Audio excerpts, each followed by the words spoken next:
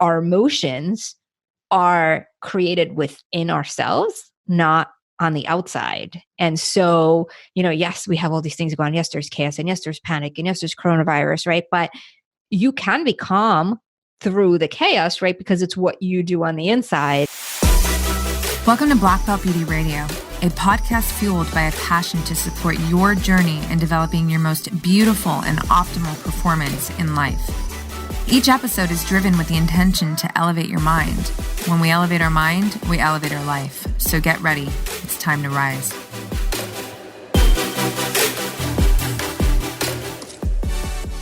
Hey everyone, what's up? Welcome back to another episode of Black Belt Beauty Radio. Today's guest is Ina Topiler. Ina is a certified clinical nutritionist practicing a functional medicine approach to health.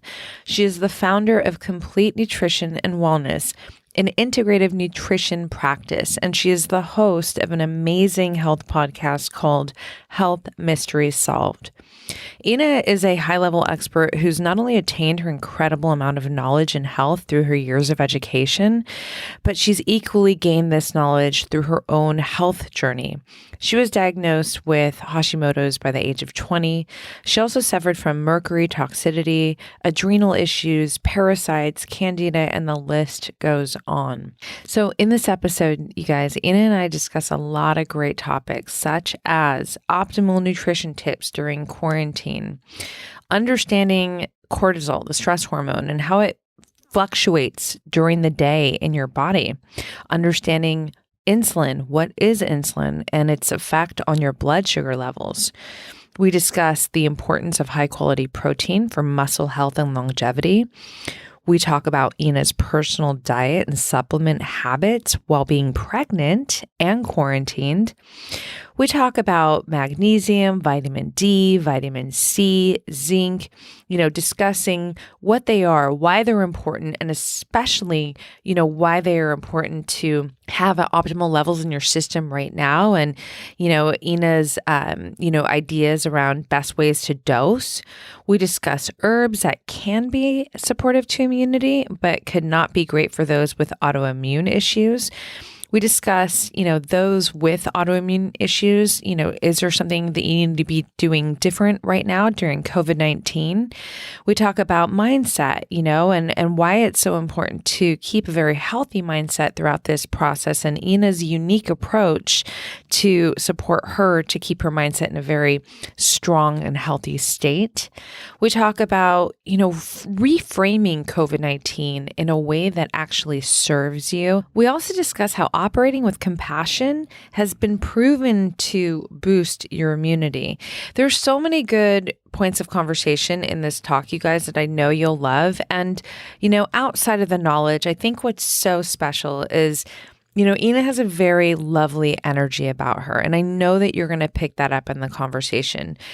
She had me as a guest on her podcast a couple of months ago, and the link for that is in the show notes. And it's just been such a joy to get to know her more, and I so look forward to, keeping this friendship going and growing, because she's a lovely, lovely individual with such beautiful intentions that are really geared towards helping you live from your healthiest, most robust state of being. It's an aligned mission with us for sure. So without further ado, you guys, please enjoy this conversation with Ina Topiler. Priorities are shifting, but I do think that keeping healthy skin is really important, even in crazy times like this. And on that note, Ina, my beautiful guest, I have to ask you straight off the bat, what is your nationality? You have the most gorgeous skin, and I can't help but think, are you from Iceland or something? Oh my gosh. Well, first of all, thank you. I appreciate that. And, every time someone says that, I think it makes me kind of think, wait, who, me? Because, nationality wise, I'm Lithuanian. So I was actually born in Lithuania. Got it. And so, not Scandinavia per se, but in that region, Eastern Europe. And I moved here when I was 9. Here to New York? Moved to, yeah. Mm-hmm.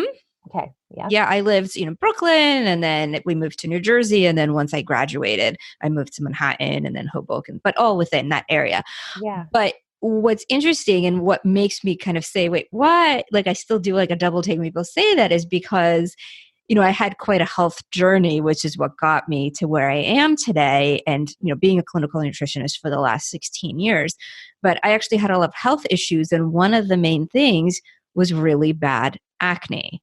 Oh, And wow. I had skin issues, I would say since I was probably 14, which, in teenage years, that's something that Yeah, you kind of happens, typical. right? Yeah. The problem though is it didn't go away. I had it in college. I did Accutane twice. Oh, Most wow. people do it once and then they're great. Like I did it once and then it worked a little, then came back and did it again. And, even though I had a lot of other health issues, I think it's the appearance, the acne is sort of what got me to really want to explore more because I was going the regular route of antibiotics, both topical and internal, and seeing so many different doctors and just getting more medicines for my symptoms, which then gave me side effects that I would get more medicine for. And it was this very disjointed care. And it wasn't until I found someone who practices functional medicine, which is what I do now, where we got to really dig and see. And, the issue wasn't because I was deficient in antibiotics or that my skin was dirty. Because, oh my gosh, let me tell you, I had quite the routine. I mean, my friends would laugh because they're like, oh, Ina's going to wash her face. All right, we'll see you in 30 minutes. This was like what happened in high school and college. But it wasn't because my skin was dirty. But for me, it was a combination of so many things from I had mercury toxicity. I had a lot of gut dysbiosis, which, for those people who are not familiar, that's when you have imbalances in bacteria in your gut. So I had candida, which is a type of yeast, and different types of bacteria, even parasites, which I know people think, wait, parasites in the US, but it is quite common. I had deficiencies in a lot of vitamins and minerals. I had food allergies. I had thyroid issues. And Wow. once I got in and kind of looked at everything, because no conventional doctor was able to really test me properly and show me all of that. A lot of it was, oh, you have this symptom. Okay, let me give you this medicine. Or you have this symptom. Let me give you that. And you were put in this box, and given a diagnosis and then given a medicine, which unfortunately for me didn't work. And so, it took a couple of years. It wasn't overnight. But once I changed my diet based on what was right for me and took the right nutrients, did the right detox, fixed my gut, the skin improved and I didn't need, any medicine for that, That's which was amazing. amazing. Yeah. Yeah. I mean, you have gorgeous, like poreless, beautiful skin. That's amazing. It's so interesting because even in my own life, my health knowledge and this whole journey and all that I know and all that I live essentially too was really driven from pain. It was from this 3 back-to-back knee surgeries that I had that resulted in me being, not athletic the way that I was. Like I was just in bed essentially. And I was on, I hated it too, but like Vicodin, I was 17, it was a long time ago. Oh gosh. And then I had, I gained weight and I had no, I'm sure like you maybe in that, in that time of your life, like I didn't know what was going on because I was an athlete before that. I had an 8-pack. Like I was always, I never had to think about diet and I was pretty much on the standard American diet, So, when shit hit the fan, basically, I was like, what do I do right now? And then it became this journey of basically trying to figure it out and crack the code, as I call it, to get back to homeostasis, and it was a long journey, but in the end, I look back and I'm like, had that not had happened, I mean, I don't know where I would have been, but I am grateful that I have been able to, attain not just the knowledge, but literally develop one of the greatest passions that I live with, which brings me to tell you that I'm so grateful and so excited to be here with you and have this conversation with you, an incredible clinical nutritionist, an incredible health expert. I think right now we were just talking, before we hit record that, we are in this invisible war with this new coronavirus that is like globally hitting all of us, and it's gnarly just, moving through this period. And I think, it's not even, I think, we know that health is the most important piece right now. When we say health, we're thinking mindset, we're thinking nutrition, we're thinking, your movement, exercise, all of that. So I'm just so grateful that, I have an expert like you here to, help our listeners navigate to the best of their ability around hormone health, anti-inflammatory diets, just things that I would love to hear, you think are really the most important pieces to be focusing on, by these means, nutrition, even mindset. I always want to talk about that. So yeah, I'm excited. Thank you so much for making time to be here. Of course. Well, thank you so much for having me and for just being so empowering and inspiring and putting out all this amazing content. I mean, we need this, and I don't think there's enough of this out there. I It's just agree. so important. Thank you. I do, and I'm going to put this in the show notes.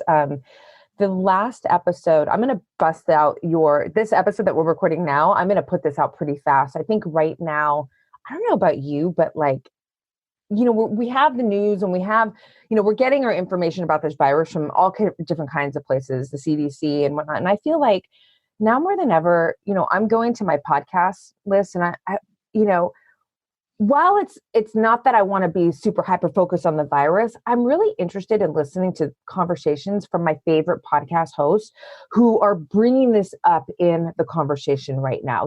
I think it's important, and it's important to get some of this information from people like yourself. I want to hear who Joe Rogan is talking to, or like Mind Pump. That's another, one of my favorites. So in the show notes, I'm going to put your most recent episode from right now, today that we're recording, the doctor that, Dr. Mario Martinez. Yeah. That episode was incredible. So powerful. So you're thanking me for putting out this content. I'm thanking you right back, because that was so, so helpful. So where do you want to start? I want to go wherever you want to go, around this topic. Of course. So I think, as you were saying, it's important when we look at immunity and we look at trying to, obviously boost our immune system and really be in the best health so that we can fight this. We want to look at it from all angles. Like you said, we have nutrition, we have the mindset, we have overall health. So why don't we start with first talking about the things that we're putting in our body? Yeah. And, with that, it's going to be a combination of the foods that we eat and the nutrients that we take. And, sometimes people think, oh, okay, well, just give me vitamins, tell me what vitamins to take. And as a nutritionist, I love vitamins, obviously, but food is the foundation. We have to remember that. And I think a lot of people unfortunately forget. So as much as I love vitamins, you could take vitamins until, you're blue in the face. If you're not eating well, they're not going to work as well. So we first need to focus on what we're feeding ourselves. Now, I understand that we're in a situation where certain foods may not be available right now. I don't know how it is by you. By me, this week is better. Last week, I think there was such a big, run on the stores that there was no chicken, there was a lot of things that were missing. But this week we went and it was okay. So I think that it's not too bad. And so what we want to focus on is trying to eat foods that are less processed and clean. And, I think we're all different. So I don't necessarily suggest that everyone eat meat or everyone not eat meat, because I think that we have different metabolic types, and some people do well as vegetarians or vegans and other people don't. And it has to do with what goes on in the body and the different metabolic processes.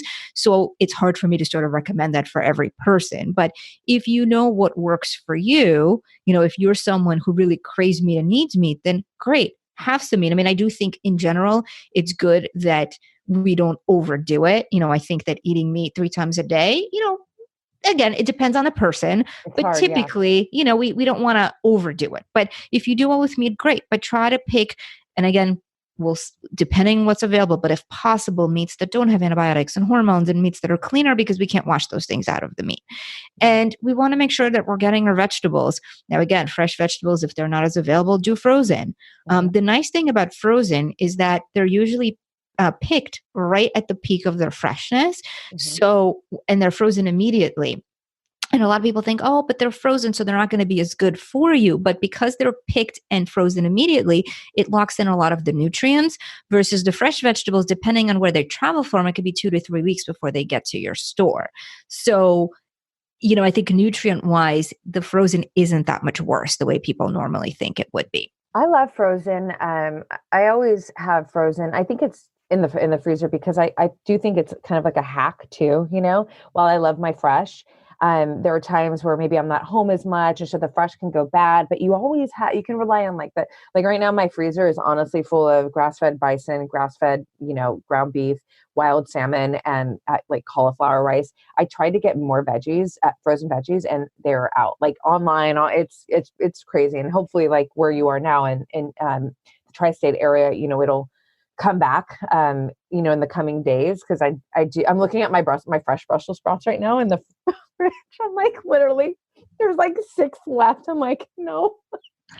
I love my Brussels so much. It's insane. But, for me, my diet is it's really geared towards high quality protein and then fats. It's just what my body loves. It's what it's, so my cabinets are full of healthy fats. I froze some avocado even because obviously avocados will go bad quickly. Yeah. So I mashed it up and put it in the freezer if I need to like make a little smoothie thing out of it, just giving some tips and ideas, but ultimately just echoing and validating what you just said. I think you're right. I mean, everybody's diet is so different. One thing I want to ask you, for vegans and vegetarians, do you think that, because the amino acid profile is not as strong as, when you're eating animal protein, do you recommend BCAAs? Like leucine is a very important amino acid. I tell my friends, this is why I'm saying this. So my friends that are vegan or vegetarian, I say, cool, do your thing, but make sure that with your meals, you're getting your BCAAs, because especially if they don't lift weights, right? Because that's another form of muscle protein synthesis or trigger. Would you say that that's a good thing? Absolutely. Absolutely. Okay, and cool. I'm with you. I'm a meat eater as well. Yeah. I tend to do well with kind of a balance. I do well with a little bit less fat. So I substitute a little bit more carbs, but then I use a lot of lean protein. And I've learned that with my metabolic type, that works best, versus like you're saying for you do really like good protein, high fat. And then there's other people that may be able to do a little bit less, but the amino acids are so important. So definitely the branched chains. And I think it's important to know too, that if people are supplementing with protein powders, which I love protein powders if need be, especially for those that are vegetarian or vegan, you just have to make sure that the ones you're getting have the complete balance of everything. Like collagen protein, for example, it's wonderful, but it doesn't have certain things. So you want to make sure that you're balancing that with the branched chains, or doing a good quality protein, that has stuff. But I think extra is always good. Okay, Definitely. cool. I love that. I think, the reason why that's an important message I wanted to share right now is because when you think too, that people don't have access to, maybe you're a vegan, vegetarian, or, but you usually go to the gym and you lift weights or things like that. But right now, the gyms are closed and maybe you don't have a weight set in your home or whatever. So just thinking about how to keep your muscles strong, because this is a longevity organ and it's so important to keep your immune system strong. So I just want to make sure that is, from your expertise as well, like that is integrated into this conversation as a tip for our listeners. Definitely. Yeah. And I think what we were talking about just with the vegetables, again, everyone's going to be a little different. Some people may not do as well with a lot of oxalates. So eating a lot of spinach may not be as good, or eating a lot of sulfur may not be as good. But I think that if we try to balance, and eat the rainbow. I mean, I know that sounds like kind of cheesy because people always say that, but, eat just a variety of things, then there's going to be less of an issue with then having some of these imbalances with too many histamines or too many oxalates or too much sulfur. Because I do have patients who have certain conditions where maybe they're prone to rashes, or maybe they're prone to headaches, or, things like eczema or even stomach aches. And sometimes when I look at what they eat and we do a food sensitivity test, they're not sensitive per se to a specific food, but they may be eating a very high amount of sulfur because all they eat is cruciferous vegetables all day, which I love. And I think they're great and they're so good for you. But it's just nice to balance because those things are very high in sulfur, and certain people with certain genetic variances may not process it as well. And what's interesting about that is, if someone's not processing their sulfites, properly into sulfate, it backs up into ammonia. And when you have too much ammonia in the body, well, guess what happens? Well, you have rashes and eczema and potentially headaches and stomach aches.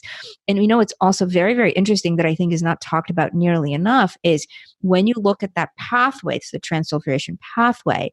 And if you have the sulfites backing up into ammonia, the ammonia can actually go directly into cortisol. And cortisol is our stress hormone. And so sometimes you'll have people, they'll say, well, I'm not that stressed. There's really not much going on in my life, but yet you test them and their cortisol is through the roof. And they may also feel, high cortisol often will feel like sometimes anxiety or overwhelmed with just this like wound up kind of feeling. Yeah. And I've had many cases like this where it's literally this biochemical reaction.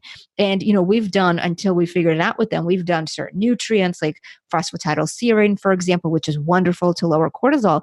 And with some of those people with that pattern, it didn't work. And, this was probably 5-6 years ago before I figured all this out, I was racking my brain thinking, well, why isn't this working? It's working for everyone else. But, that's the beauty of this individualized care. We're all so different.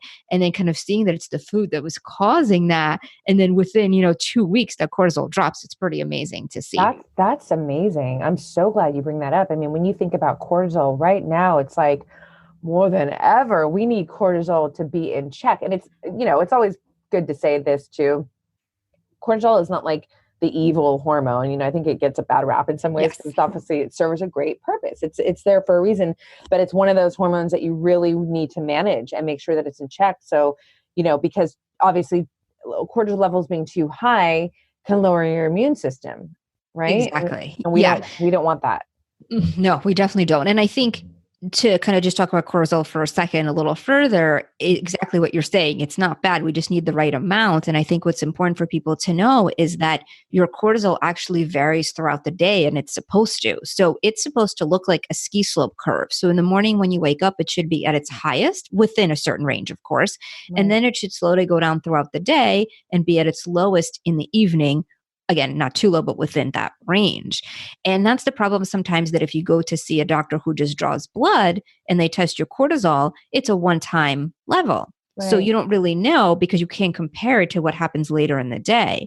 So you really want to look at what that day looks like to make sure the curve goes down. Because what we often see, especially in times of stress, is we may see a normal cortisol level in the morning, and then it may go down a little bit in the afternoon and more in the later afternoon. And then instead of going down further at night, it spikes up. And that's what we call a reverse cortisol curve. And that's what a lot of people with adrenal fatigue, I put in quotations because, I feel like they experience that, right? Like I know friends that have adrenal, they're like, and at night they're just ramped up. Right. Well, so, and that's what leads to adrenal fatigue. So typically when your cortisol is high, but your morning one is still okay, that's kind of like stage 1 of adrenal issues. What happens is that if we don't get that in check and don't figure out what's creating it and how we can bring it down at night, there's only so much cortisol that your body can produce. So if you're constantly bringing it up at night, eventually the morning will drop just because there isn't any. And then eventually the night will drop too. And then you get that flatline curve. So that's stage 3. And that's kind of the real adrenal fatigue where there's just no cortisol. And, what's important to know here is that these things are fixable. Obviously the later stages, it takes a little bit longer and there's a little more work to do, but this isn't like, that's it, you're screwed kind of thing. Right. No, like everything can be fixed. You just have to kind of get in there, see what's going on and see what's causing it. And I think with cortisol, and like we were saying right now, obviously, we're all stressed and there's a lot going on, but cortisol can go up due to emotional issues, obviously, but also physical. People don't realize that. Mm-hmm. So, if there's an infection that you have in your body, whether it's a virus or even more so some type of a chronic infection, like a gut infection, like H. pylori or candida, or perhaps Epstein-Barr virus, which, might be dormant but can reactivate. All of those things can raise it. So sometimes it's not just what we think and our emotions, it's some of these other things too. So some people that have that tend to be more prone because they have these underlying things. I always say that, if we think about our nervous system, we always want to do everything we can to downregulate our nervous system. And, ideally, our nervous system should hopefully be oscillating at like a 1 or a 2, so that when we have stress, maybe it'll go up to like a 5 or 6. But if we're constantly oscillating at, let's say, a 6 or a 7, then we can go up to 11 or 12. And if we think that 10 is that threshold, then the alarms are going off. So it's the same kind of idea with cortisol. If you have all these underlying things, even a little bit of stress could put you over the edge. I love that. That's so powerful. And it makes me go towards, sugar, actually. That just bridged me to sugar. Because when I think about foods that really attack our body, and attack, when I say attack, I mean, not doing our body's favor, like literally hurting us. Is there, do you know if, because I don't know if this is actually proven, but is there a direct response to cortisol from sugar? So like super high sugary foods, basically Yes. a lot of, yeah. Okay. 100%. Okay, Yes. So let me explain how that works. So when you eat sugar in large amounts, especially, sugar that's processed, so not necessarily a fruit, which will have the fiber and the nutrients, so kind of stops the absorption a little bit. But let's just say a cookie or a candy bar or, ice cream that's really high in sugar. What's going to happen is our blood sugar is going to go up. And that's a normal process because blood sugar goes up when we have sugar, or even something that's a really kind of dense processed carbohydrate, like a lot of white pasta or white bread, that turns to sugar. So it's sort of similar. Right. And so when our blood sugar goes up, that signals an alarm in the body. And it's kind of like, ding, ding, ding, ding, help me, my blood sugar's high, because our blood sugar is supposed to be at a certain level at all times. Mm-hmm. So our body then, thankfully, has compensatory mechanisms. So it has insulin, which is the hormone that brings blood sugar down. And so insulin will come out. And I explain this in a way like, and it's not, if you look at a blood test, these ranges are not exactly that, but for just the sake of this explanation, if we think about a normal blood sugar, let's say being neutral, like a 0, it's not really 0, but just to explain this, right? Let's think of it as 0.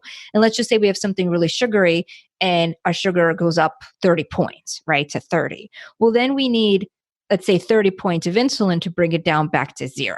And again, these aren't exact numbers. I'm just giving the example. So insulin is helping you, right? It's saving you from high blood sugar. But what's important to know is that insulin is actually an inflammatory hormone. So when it comes out in high amounts, it creates inflammation. And if you do this multiple times a day, you have the spike of blood sugar and then the insulin. So you have this inflammation. And eventually your body gets so used to producing insulin that you can become resistant where you need more. So instead of 30 units of insulin to get it down, you may need 50 or 100, right? And that creates a lot of inflammation. And how that affects cortisol is blood sugar instability, right? Or blood sugar imbalance is one of the biggest physical stressors on the body. And people do not think about it that way. They just don't think of it as a stressor. So if you're going up, down, that's raising your cortisol.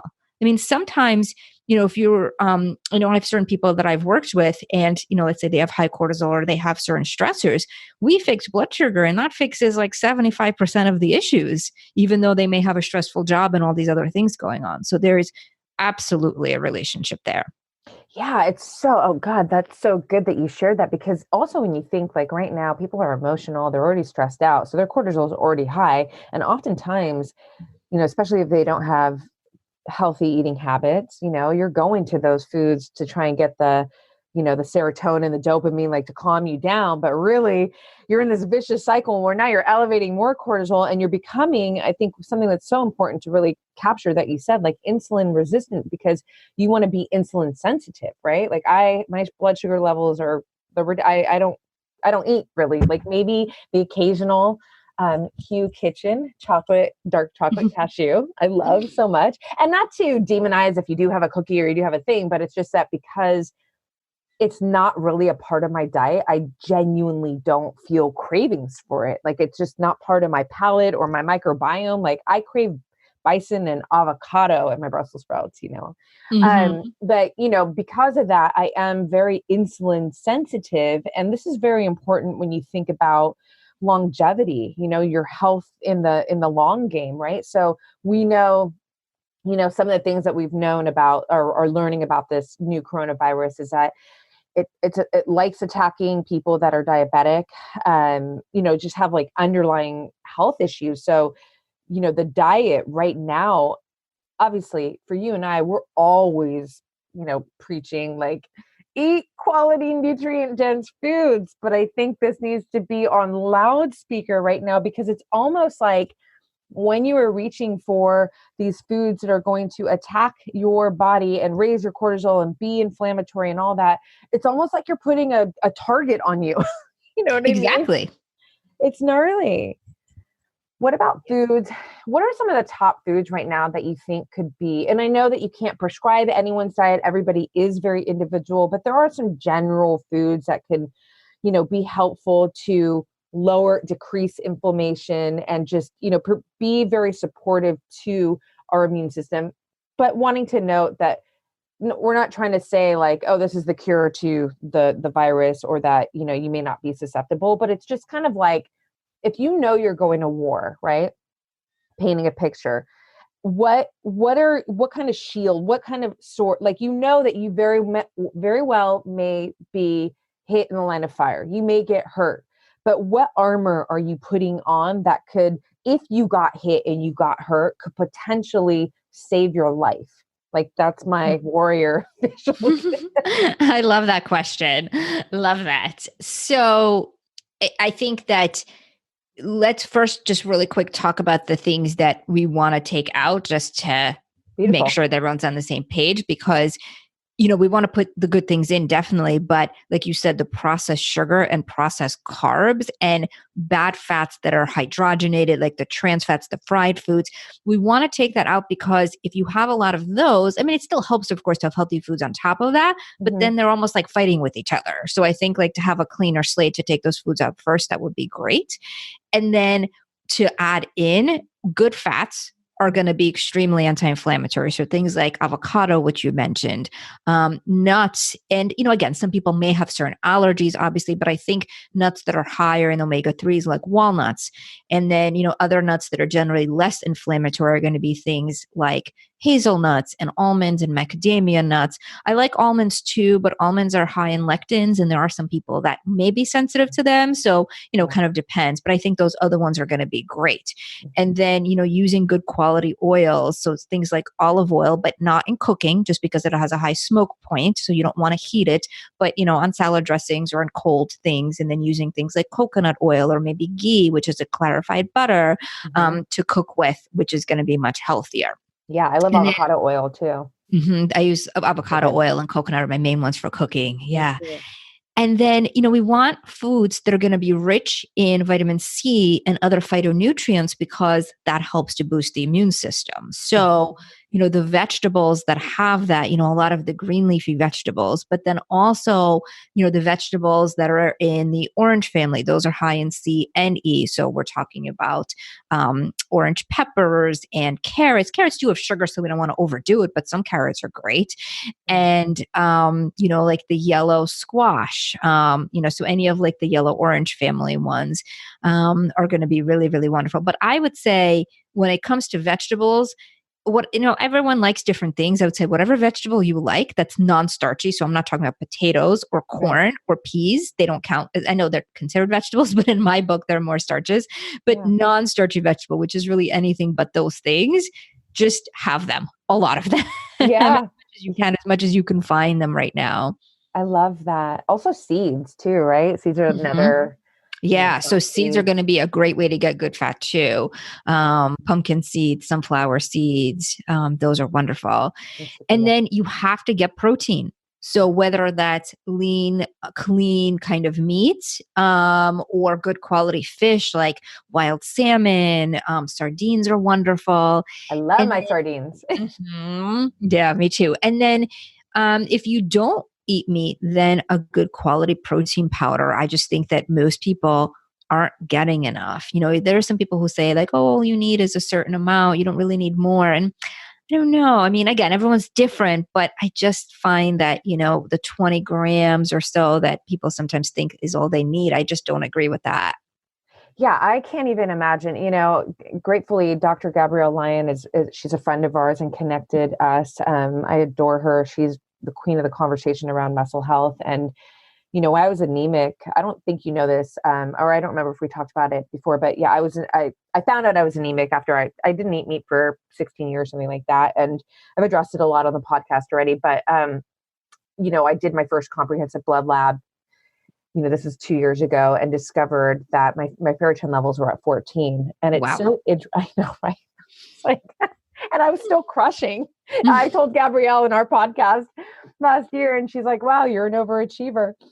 Or you overachieved. That's what she said. And what was crazy is like, obviously that's a testament to the rest of my health, because I was still capable of like lifting all the weights and doing all the things. And, and my diet was very, very clean and healthy, and just structured around like veggies and fats. And I definitely I ate fish and eggs. But what I discovered is that when I started, because after that I was like, that's it. I already learned so much about the nutrients, and specifically red meat. That's the only meat that I eat. But I was like, that's it. I'm going there, and it was psychologically weird the first few days because it had been so long, but my purpose was so much stronger than my fear that I moved past it. And I'm so grateful I did, because this goes back to what you were just saying. I discovered very quickly, just through feeling and even body composition, that I was not getting. It wasn't that I wasn't just getting enough protein, because that was certainly reason number one, but it was also that I wasn't getting enough high quality protein. Yeah. So, and this goes back to why I was saying, like, maybe if I was incorporating more BCAAs or things like that when I was, doing my plant protein, maybe that would have been helpful, and I wouldn't have, gotten so down on the, yeah. But yeah. Well, and then also in addition to that, maybe taking certain nutrients like B12 and iron. If totally, so important. Yeah. And I think I'm so glad to hear that, you did the blood test, you saw there was an issue, and then you tried it, and that you felt well with it, because it's something where, sometimes people may do it. And like you said, there's the mental component, which we have to get through. But then once they get through that, I sometimes hear people say, I just don't feel well on it. Now, here's the thing. There's, I think, two parts to that. One part could be that maybe it's not right for you, right? Because we're all different. So that is a possibility. But the other big thing, and I think it's probably the bigger part, is that when you don't eat meat for a while, what happens is that you lose the enzymes to process it. And your hydrochloric acid, which is the acid that our stomach produces, is going to be lower because there's less need for it. Mm-hmm. So a lot of the times, if people tell me they don't feel well, I always say, okay, well, tell me exactly what happened. What do you mean you don't feel well? And if they say, you know what, it just sat there like a brick in my stomach, or I got gassy from it, that's an indication, well, wait a minute, that's not necessarily that the meat's bad for you. That's because you just didn't have enough acid or didn't have enough enzymes. Let's try that, right? And so then we would give them some betaine, which is a supplement to help increase it when they eat the meat, right? Or some digestive enzymes or some other things that they may be missing. And then I always ask them, well, when you eat it, how did you feel, right? Is it still sitting in your stomach? And almost all the time they'll say, no, it's gone.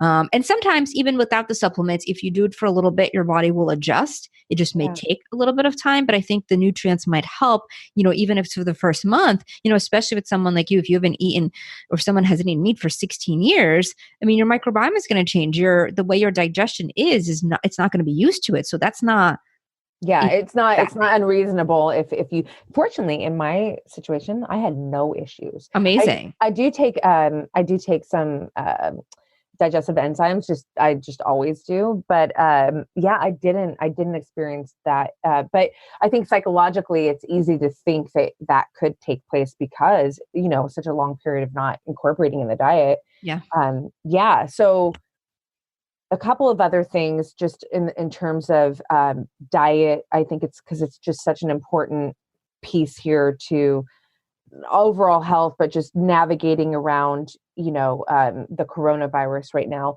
Are there any other things that are really like in your own home? And I know, again, I'm just going to keep saying this, everybody's so individual, but like, what are some of the key focuses that you're, making sure that, cause you're a newer mommy, right? So are you newer, am I saying that? Sorry. You have a brand new baby or brand newer. Well, Brenner, he's actually 3.5. Why was I thinking that? Okay, well, he's still but new. But I am pregnant, so I have a baby on the way. I don't know if I told you that or not. No, actually, you didn't tell me. That's amazing. Yes, so exciting. Yes, I'm like 16 weeks right now. So yes, I'm okay. That's amazing. So, is there anything in your own household that you are really making sure, in addition to what we just said, that you're focusing on with you and your family by way of diet, nutrition that could be helpful to others? I mean, listen, a lot of people have to eat at home now, which for me, this is just normal. It's like rare that I eat out because I love cooking and I love my food, Mm-hmm. But that's a huge pivot for people. All of a sudden you can't get your typical food out there. And so, yeah, if you have any suggestions outside of what we just talked about, eating the rainbow, the protein and the fats, I think it could be rad too. So I think what I try to do for myself is I make sure that I balance my meals so that, I don't just eat protein one meal and then vegetables in another. I have them all together. So my blood sugar is balanced. I don't skip meals. I don't do well, especially now being pregnant, when I skip meals. And some people do intermittent fasting, which, there's a ton of research on it. So people do really well with it. For me personally, it's a little bit hard because I do need to eat in the morning. So I think it's good for people to figure out what their threshold is and try it and see. But if you start to feel faint or not feeling well, then eating within an hour or two of waking up is going to be important. And then, I also take a lot of different nutrients. I mean, even though I eat very clean and I eat a lot of different things, I think that our food supply, as much as I try to shop at, local markets and, we even grow some of our own stuff in the summertime, different vegetables, but it's just the soil is more depleted. There's just certain things that we can't get from food. So I find for me and for a lot of the patients that I see, it's a combination of a lot of like just really cleaning up your diet and eating as many nutrients as you can, but then also taking specific supplements to help to support that. And I test people so I can see what people are deficient in. But even if someone doesn't have tests, I think there are just certain nutrients that we generally tend to be more deficient in. And I think right now, with everyone being more stressed, things like magnesium, for example, our body uses magnesium at 4 times the rate when we're under stress. Oh, wow. And magnesium is something that, there's different types of magnesium, but typically magnesium helps to relax our muscles. It tends to be calming and can help us sleep. There's magnesium that's chelated. So one form that I use a lot is magnesium glycinate, and that goes into the tissues. So that helps the relaxation. Then there's also magnesium salts, like a magnesium citrate. That tends to bring water to the bowels. So if someone's constipated, that's a good thing to do. That doesn't get into the tissue as much. But the chelated forms of magnesium, I think, are wonderful, especially for right now. Yeah, no, that's such a great point. Another one would vitamin D, right? Like Yes. Most of us don't get enough vitamin D, even though it comes from the sun. But vitamin D regulates over 1,000 of our genes, and it's such a it's like an MVP towards strong immunity, right? Yeah, absolutely. And so vitamin D, and magnesium, I think, is something more for like the stress component, but for my sort of immune protocol that everyone's emailing me asking about right now, I think it's important to get your levels up. So a couple of things about vitamin D. Vitamin D is a fat soluble vitamin, which means that you need fat to absorb it. And a lot of times if people have any issues with fat digestion, like maybe they have an issue with the gallbladder, or that doesn't even have to be a gallbladder disease, but a lot of times our bile, which is what's produced in the liver and stored in the gallbladder, it could be kind of sludgy. Almost like if you have a maple syrup container, and you try to pour it out and it's all like crusted and stuck and it won't come out. That can happen to bile. And there's certain nutrients like dandelion root or celandine that can help with that. But if someone has that issue, the absorption of vitamin D isn't going to be very good. And, those are the people that they'll get a blood test and they take vitamin D capsules and nothing, like their D is just not really going up. So liquid vitamin D could be really helpful. And I usually recommend that people find an emulsified vitamin D. So not just liquid where vitamin D is mixed in oil, but it's actually emulsified where it almost becomes kind of water soluble in the way. So it's easier to absorb.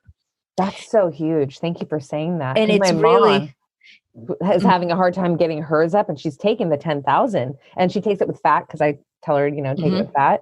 But that's an interesting, maybe she needs to go there then. Exactly. And there's so many brands that have that. It's really not hard to find anymore these days.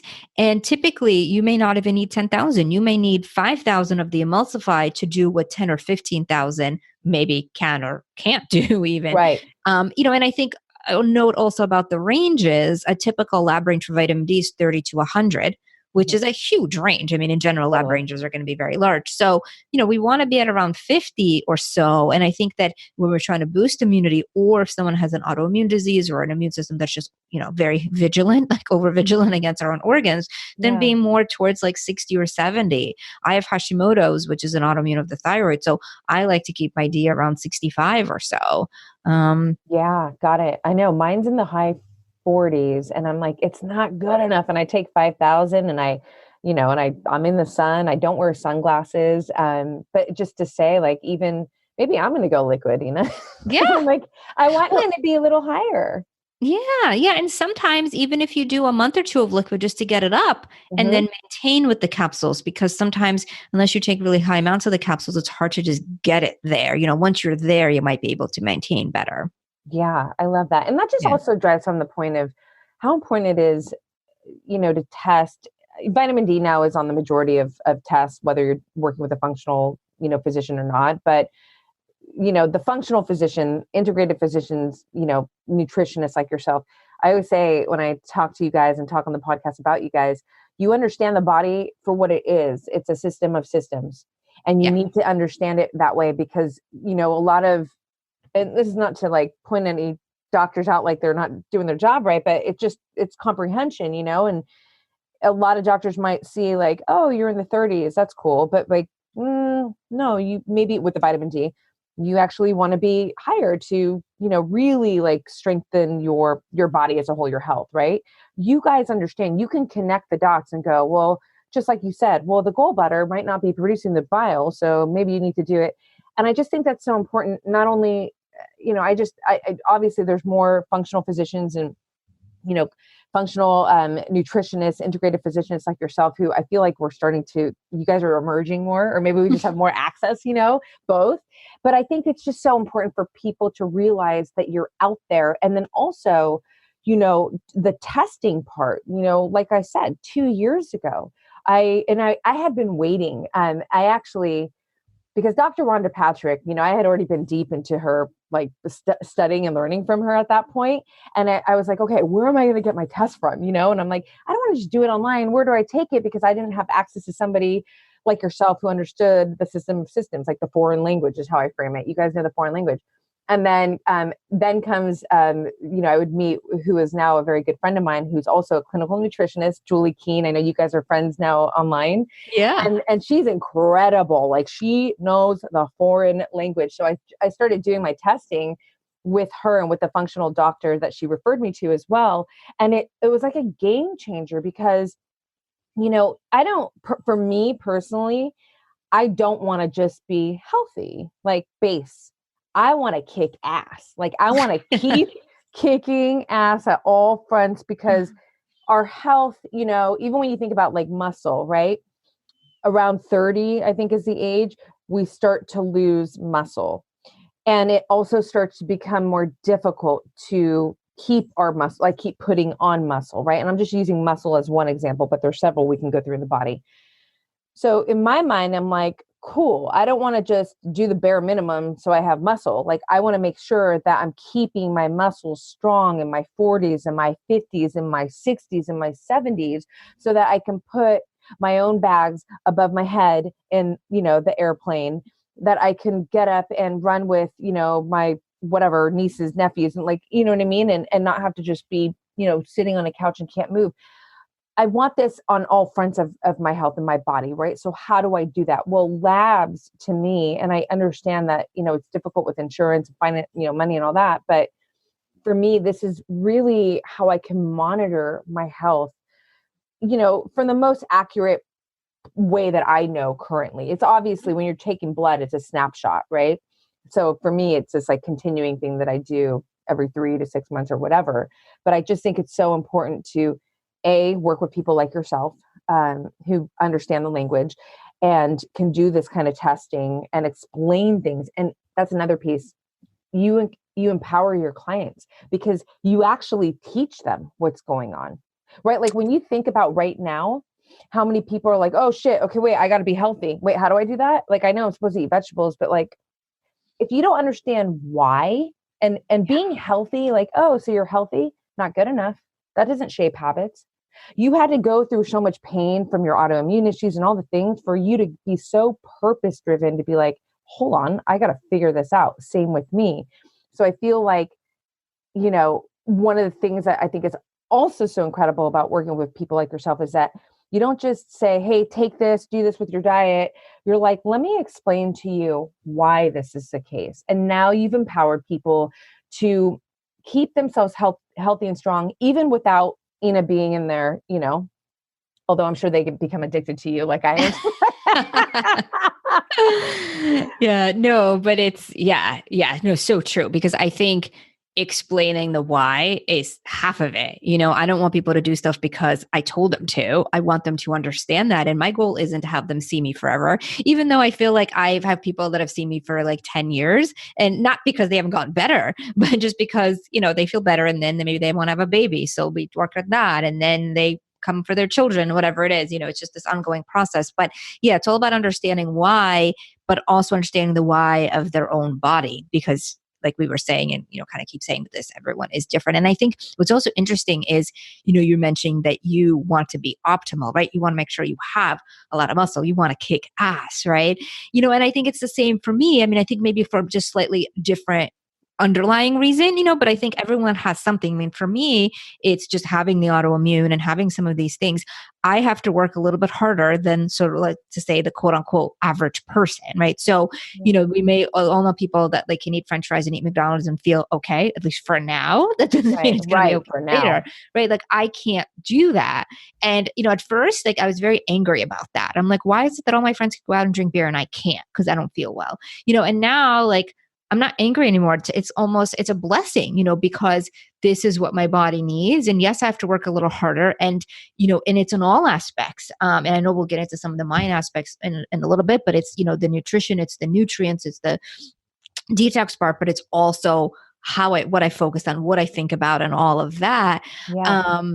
But and that's okay. Like I'm not angry about that. I'm actually happy that I have to do that so that my body can be that much better. Because I think back, like if I didn't do this in my early 20s, I mean, I already had a diagnosis of Hashimoto's, fibromyalgia. I had all these different IBS, migraine headaches. I mean, you name it. Like I have no idea where I would be right now at 40, almost 20 years later, if I didn't do this. Like I don't want to even think about where I would be. Yeah, no, I so relate to that because I remember in those younger years where I'd gained weight and I was, just really uncomfortable with this, all of a sudden, like this shell almost like that I had on me. And I remember there, and then you can, young girl, you can see other girls just eating whatever and not even working out and they're whatever. At the time, it was more about being thin, right? Because especially being 41, 42. So in that time frame, when I was a teenager, it was more about that. Right now, strong is beautiful. Hey, but what's so interesting is like, I remember, a couple of years into my journey with the whole thing, I was like, actually, I mean, I was always athletic. I was a competitive runner as a kid, and I was into soccer. I started surfing in my teens. So being athletic was always a part of my program.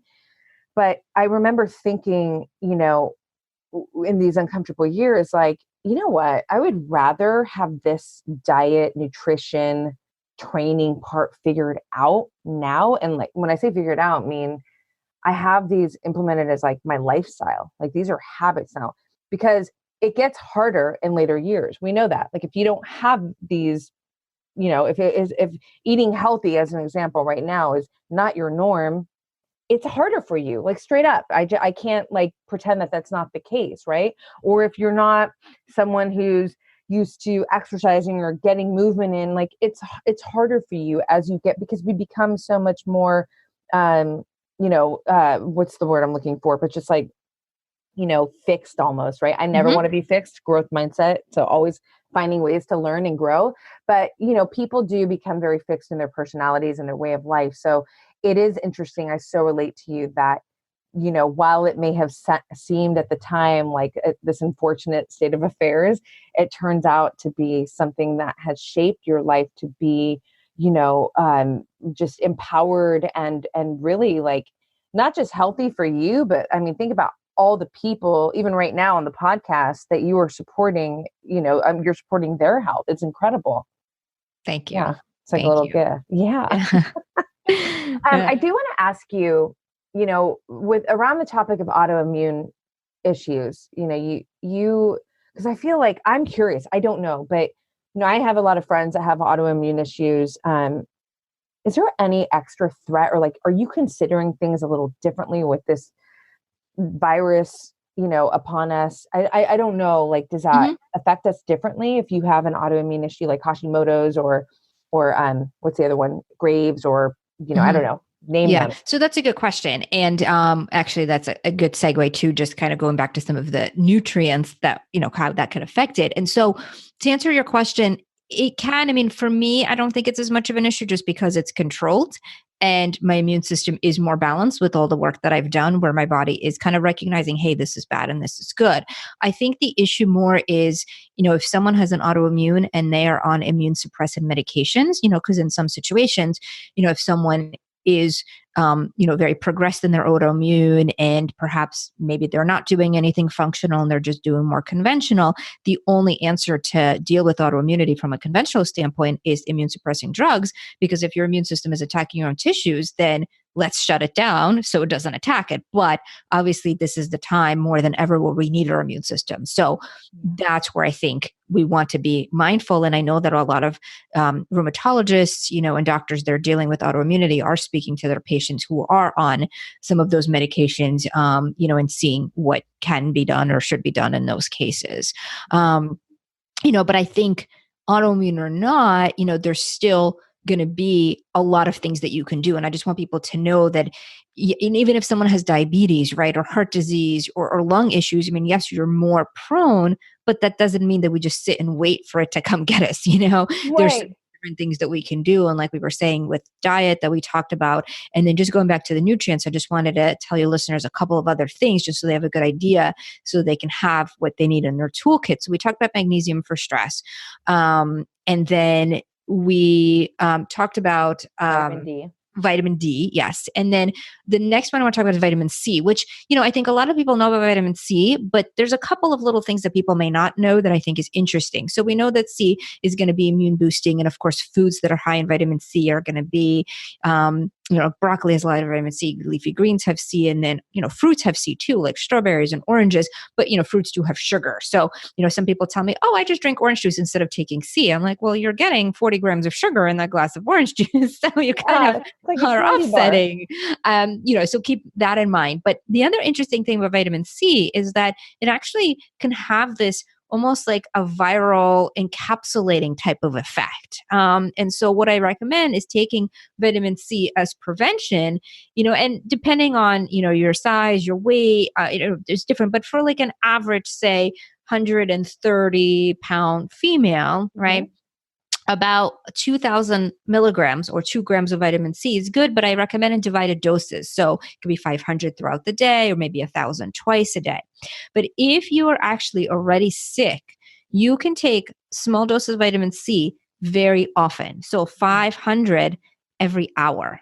And a lot of people don't realize that. And vitamin C can create a looser bowel movement if you take too much, but typically it's if you take too much all at once. So if someone takes 5,000, if they take 1,000 milligram pills, yeah, you might get some diarrhea. But if you take 500 every hour, that kind of helps to deal with the virus, helps to boost the immune system. And it's really, really good.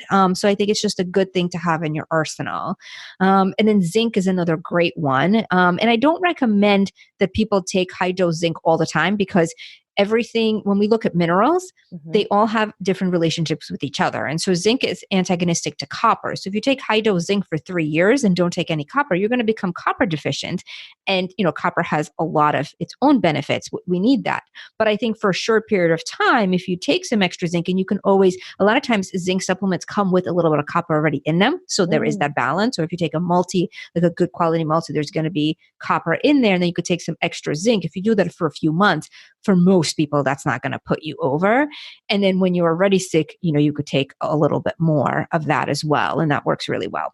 What would you consider as a high? I think mine is 50 micrograms. Is that considered high? No. So 15 is normal, and usually about 15. 50. Oh, 50. Okay. Yeah. So that would be a higher dose. Yeah. So you do want to make sure you have a little copper, at least 1 to 2 milligrams of copper to balance off the 50 of zinc. So if you take a multivitamin, I'm sure it has that. If you take 50 milligrams of zinc and you don't have any copper at all, it's possible it could be off. I actually recommend doing a hair analysis, and it's just a test where we, take a piece of your hair, it gets sent to the lab, then you can see your zinc and copper levels. And, because it's possible you're getting a good amount of copper from food, things like nuts and avocado and crab, shrimp, those things have a lot of copper. So you may be okay, but it's good to check. Okay, cool. Yeah, I've been dosing like every other day just to try and balance it out. Yeah, that works. Okay.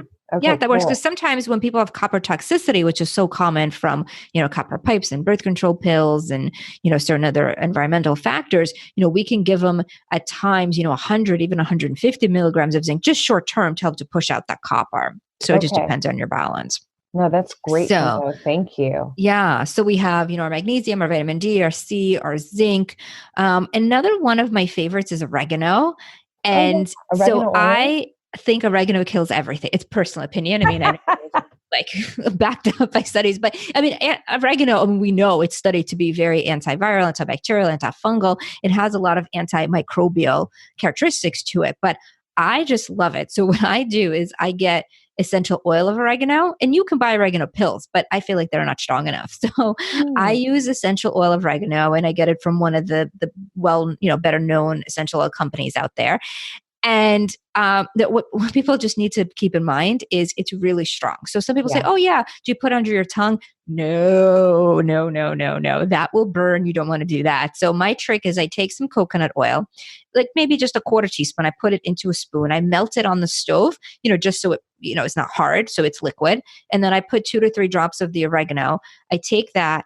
I sip water after. I try to not let it touch anything as I swallow it as much as I can. I love that. And it works great. Now, just a warning, even in the coconut oil, if it touches the back of your throat, it's going to burn. But it only lasts a second or two. Like drink water, it'll be fine. But whatever you do not do it straight. I always put mine in water and just like throw it back. Yeah, you could do that too, but I feel like that hurts. Like that hurts. You don't think so?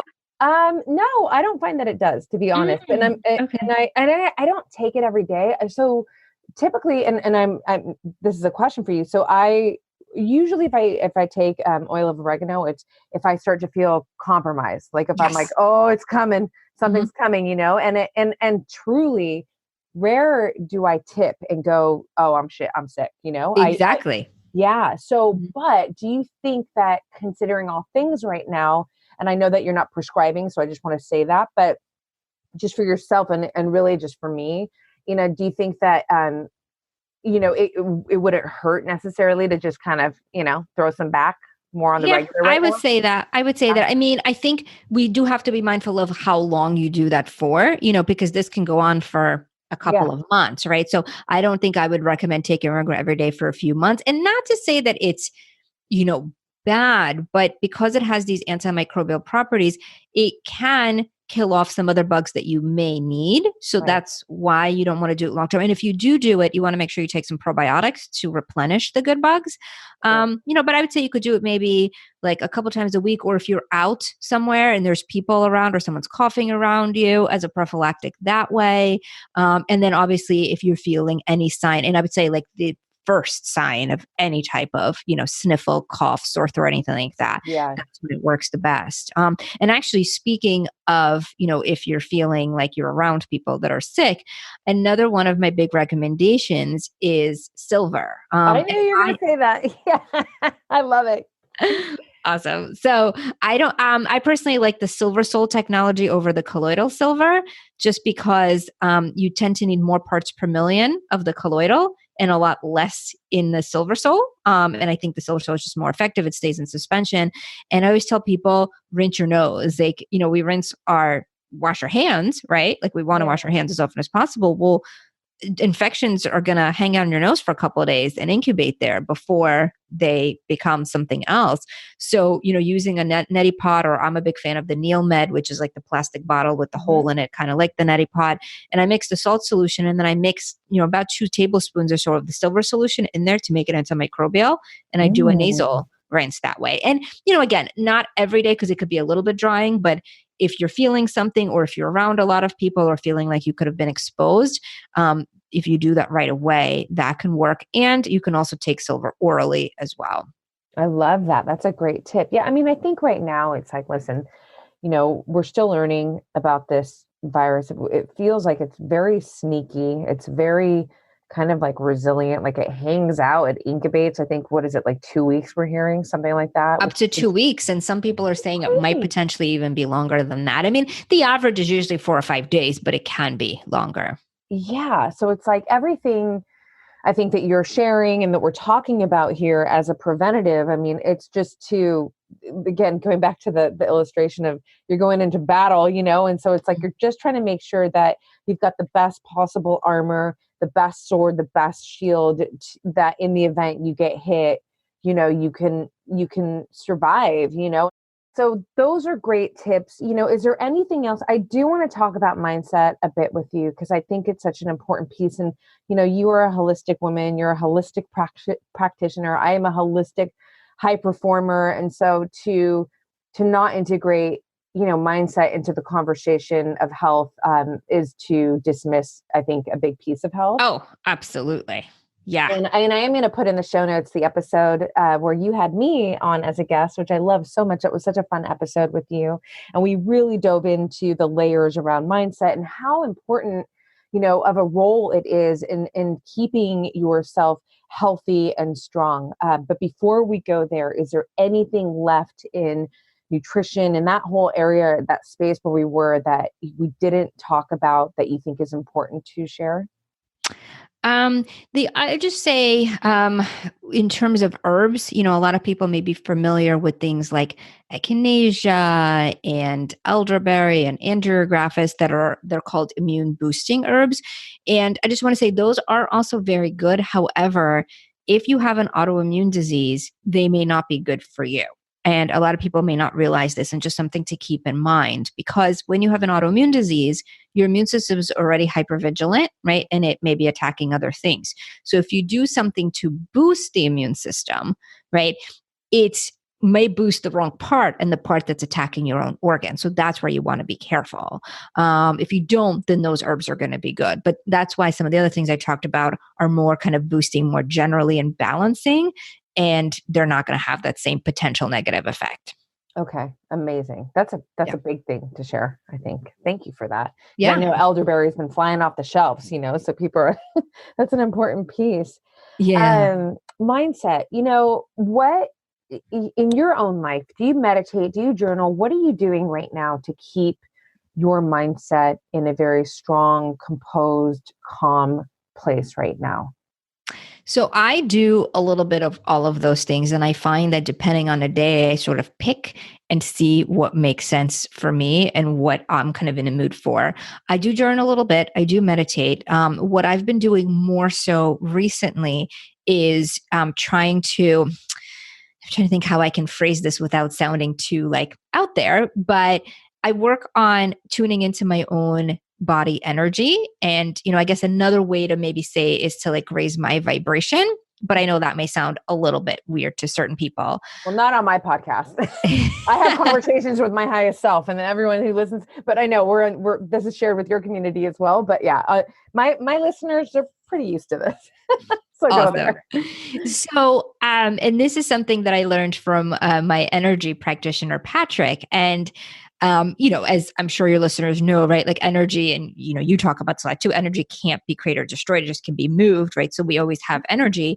And what's cool is that if you tune into what's happening and you bring awareness to whatever is happening, your body then kind of has that connection. It says, "Oh, I see," and it then does what it needs to do. Because at the end of the day, we do have this innate ability to heal. Like as much as we talked about that, yes, we need food, yes, we need nutrients, and they are the base, we also have this innate ability and we kind of want to use that. So what I do is I do almost like a body scan, and I'll start with my feet and go up. But what I do is when I feel like say my foot, I would notice, obviously what sensations are there, if there's any pain or anything like that. But then I also notice this kind of vibration or like a tingling or a buzzing feeling. And I kind of stay with that. And then as I move up my body to my knees, my hips, and so on, I feel that vibration in those other areas. And then I connect it. So like I'll feel it on my foot, then I'll feel it on my knee, and then I'll connect it through like my lower leg, until I go through, and it takes, maybe 5-7 minutes. And then I feel this vibration in my whole body. And when I'm tuning into that, I tune into that energy, and then that allows that energy to flow, and that creates more blood flow, and that just creates like things to move, because I think, especially if you're trying to boost immunity and if you're trying to deal with any type of infection, if your body's stagnant, like it's just like nothing's going to happen. Right. So, and this to me is kind of therapeutic, right? To prevent stuff, but it's also very relaxing at the same time. A lot of times I'll do this with music or with a guided meditation. So I'll kind of combine a lot of things I've practiced and doing a lot of different things. And I sort of combine stuff as it feels good to me. Yeah. It's beautiful. Yes. That's powerful. That's a great tip. Yeah, that for me, has been working really well. The other big thing that I do, and this is something that I've been talking to my coach about, and she's part of the Tony Robbins family. And, the big thing there is, our emotions are created within ourselves, not on the outside. And so, yes, we have all these things going on. Yes, there's chaos, and yes, there's panic, and yes, there's coronavirus, right? But you can be calm through the chaos, right? Because it's what you do on the inside. And so, the kind of things that they talk about is that there's 3 things that create our emotions. It's our physiology, our focus, and our language. So it's, what's our body doing, right? Like, are we like this? Are we all hunched over? Are we all tight? Are our shoulders down? Is our diaphragm open? Are we relaxed? And then what are we focusing on? And I sometimes, and I notice this, like I will, like, let's say I'm stressed about something or overwhelmed about something.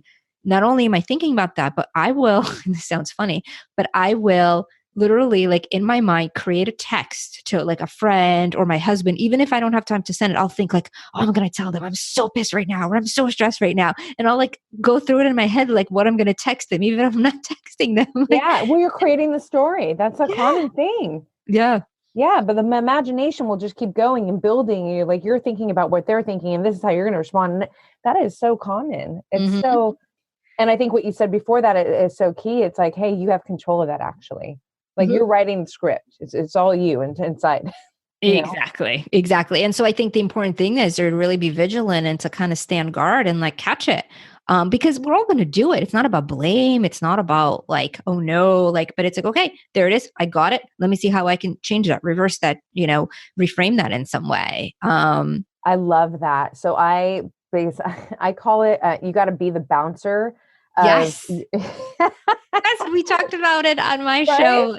I mean, I think it's such a great visualization, because if you think about this like super VIP club and you think like, you don't want a riffraff in this club. Like you want this club to be high vibes and good feelings and all kinds of like, you want to hang out. You want to hang out in this club, right? Yes. Well, so you're going to need some great bouncers at the door, or a great bouncer at the door, to make sure that, there's going to be riffraff AKA negative thoughts, thoughts that don't feel good, all that stuff, they're going to come up because that's called life, right? That's life happening at all times, right? So we can't necessarily control life coming at us and who's going to walk up to the club and say, hey, can I get in?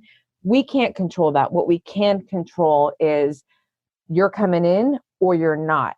And when people start to realize that they actually have, that they are the bouncers of their club, right? Then the power goes back to them. And I know, listen, sometimes the bouncer might have to get physical.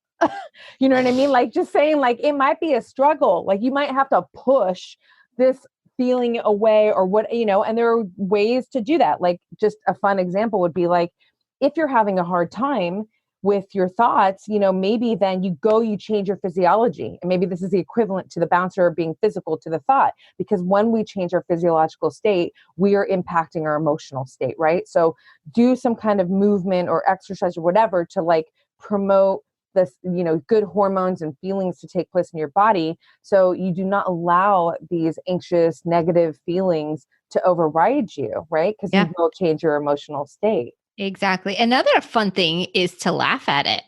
Oh my God, I love that so much.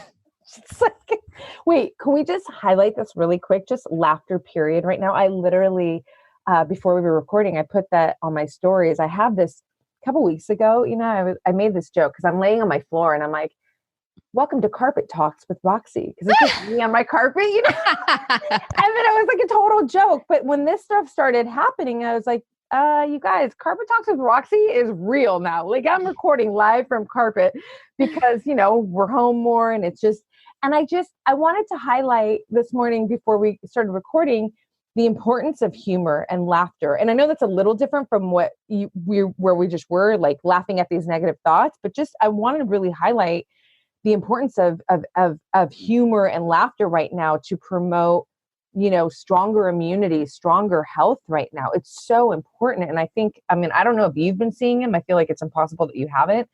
But these toilet paper memes right now, girl, like, they are medicinal because they're so ridiculous, and they are just, I find myself laying in bed thinking about a meme that I saw and literally cracking up. And it's so helpful because maybe right before it, I was feeling anxious about, things that are unfolding. Like that's a true story, actually. Yeah. Crazy. So ways to keep laughing at, period. But then also if you do feel like, if you're, dealing with negative thoughts or thoughts that are making you more anxious, just to kind of like objectify it a little bit, like laugh at it, like, oh, you silly thing. Yeah. Right. It's like, you mind? You really think that? Haha, that's funny. Right. Exactly. Yeah. I love it. Okay. So any other tips or just thoughts, even just if it's something that you're doing in your own life, around, or things that maybe you suggest with your clients, just around mindset that could be helpful to our listeners? I think reframing the situation, because so many people are kind of thinking, oh my gosh, my kids are home. I'm stuck at home. I can't go anywhere. Like, what am I going to do? Right. And I think that one of the probably biggest things that I hear from people is I don't have enough time. Right? Like I don't have time to exercise. I don't have enough time to eat well. I don't have enough time for me. Well, guess what? Now you have time. Right? Yeah. You have a lot of time. So, if you're working normally at an office and you're working from home now, you're saving commute, which it could be an hour or more.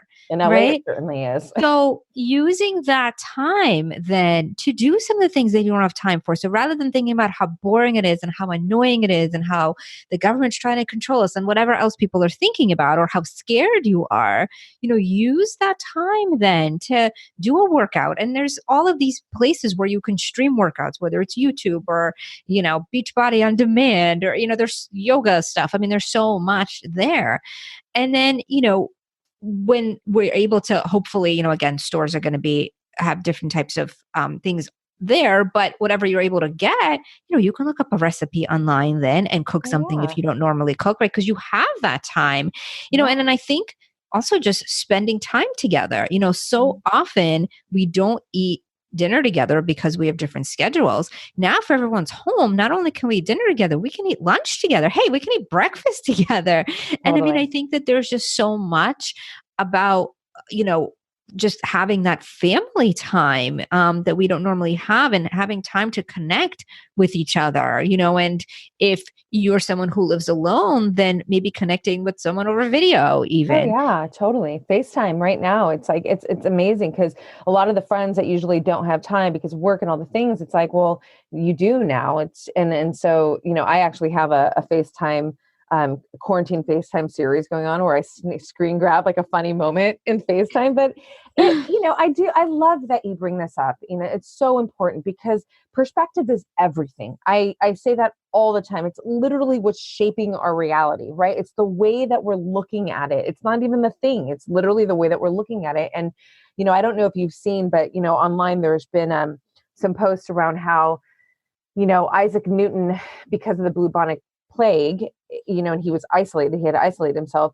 That is when some of his greatest works like calculus and gravity came about.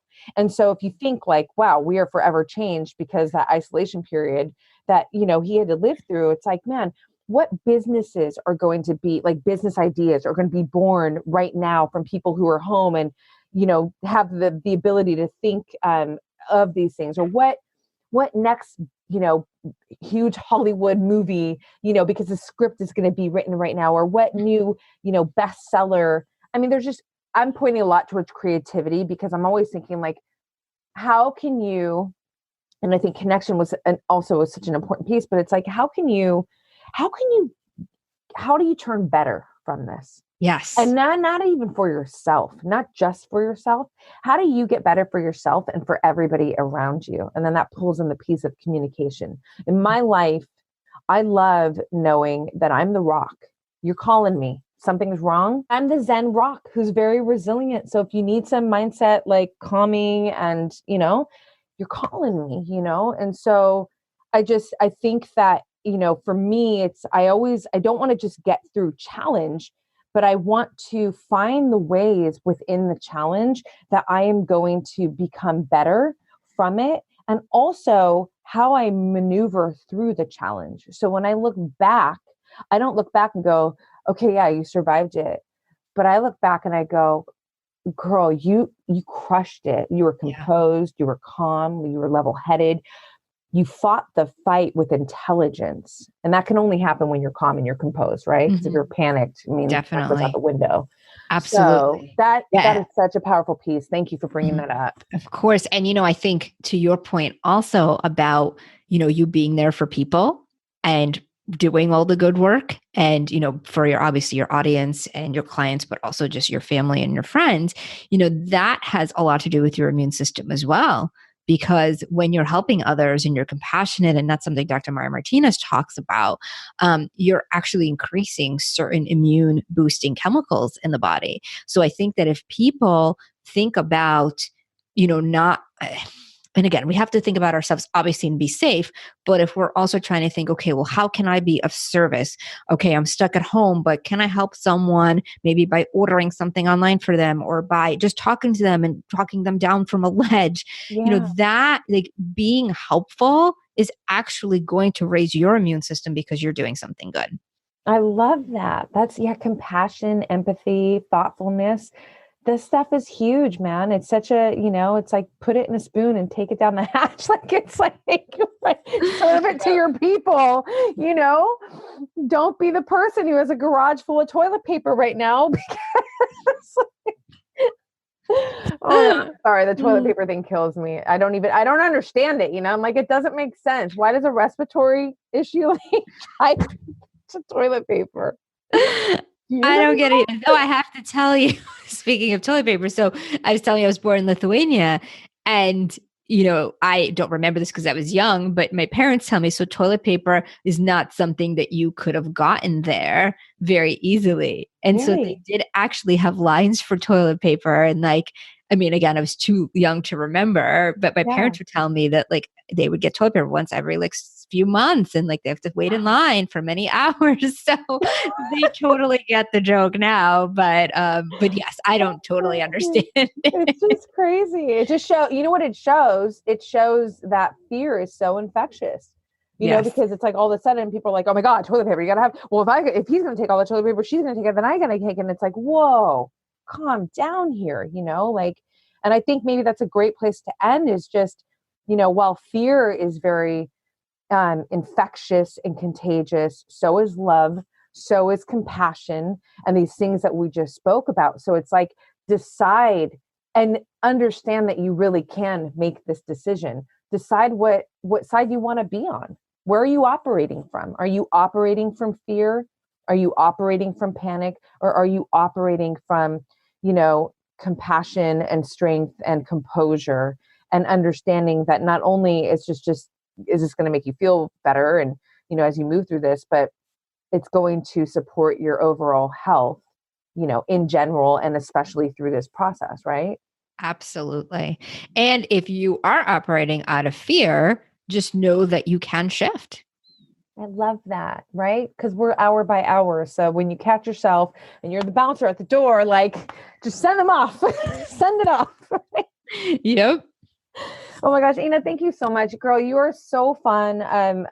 I'm so grateful. Like this has been such a beautiful investment of time, not just for me, for our listeners, and just, you know, thank you for being such a beautiful, genuine contributor to our lives, because, you know, the work that you're doing is in fact a contribution. So I just want to honor you and thank you for that. And then I would love if you can, and all of everything will be in the show notes, but you have an amazing podcast. Like I said, the one that I just listened to, the last episode, is incredible.